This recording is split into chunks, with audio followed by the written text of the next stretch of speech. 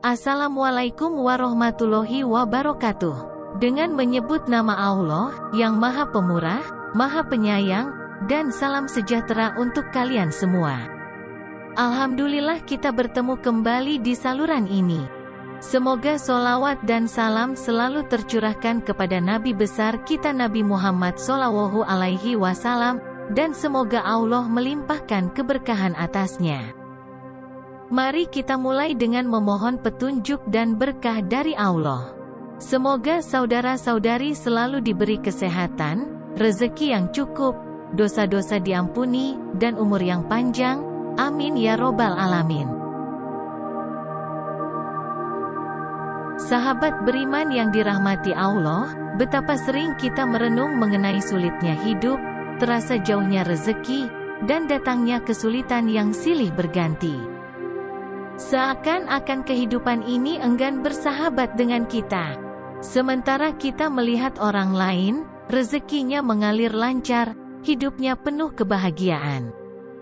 Perasaan iri dan pemikiran negatif seringkali menghampiri, merasuki pikiran kita dengan curiga terhadap keberhasilan orang lain.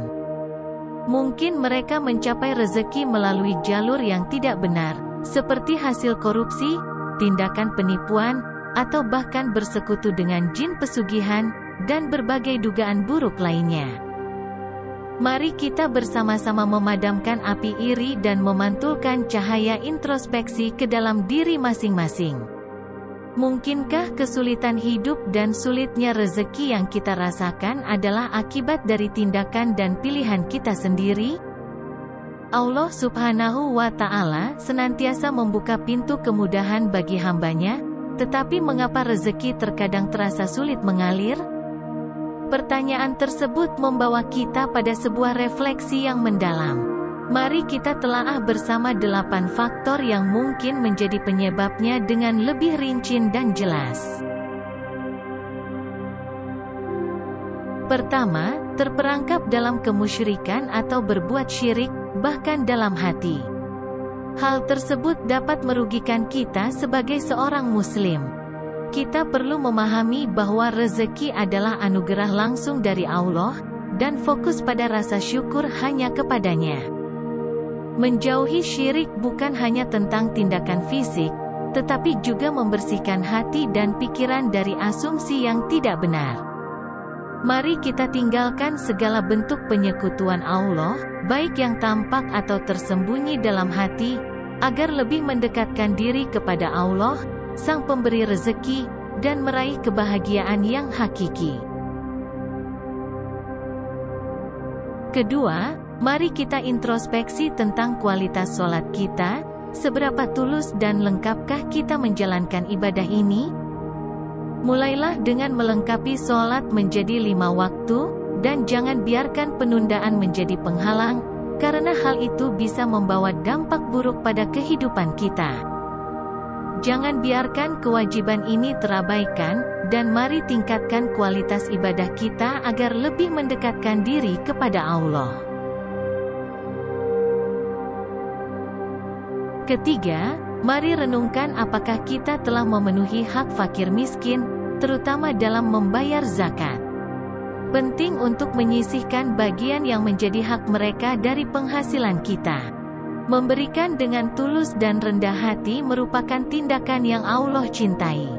Jadilah dermawan tanpa rasa malu, karena Allah senang dengan hambanya yang murah hati. Dengan memberikan yang menjadi hak orang lain, kita bukan hanya membantu sesama, tetapi juga membuka pintu rezeki yang lebih besar dari Allah. Keempat, mari berbicara tentang integritas dalam berdagang. Penting untuk menghindari praktik berdagang yang tidak jujur. Saat menjual barang, sampaikan dengan jujur mengenai keadaan barang tersebut.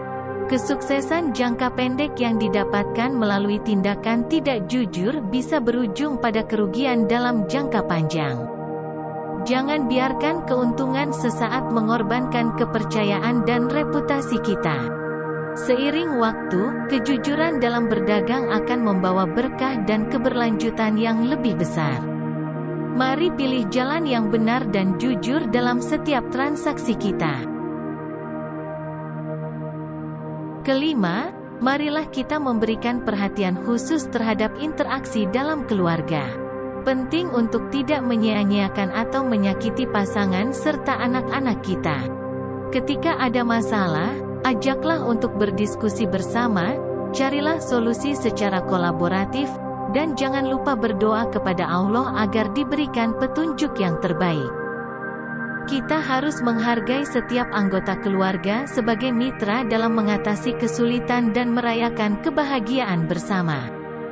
Dengan begitu, kita tidak hanya membangun harmoni dalam rumah tangga, tetapi juga memperoleh berkah dan keberlanjutan dari Allah.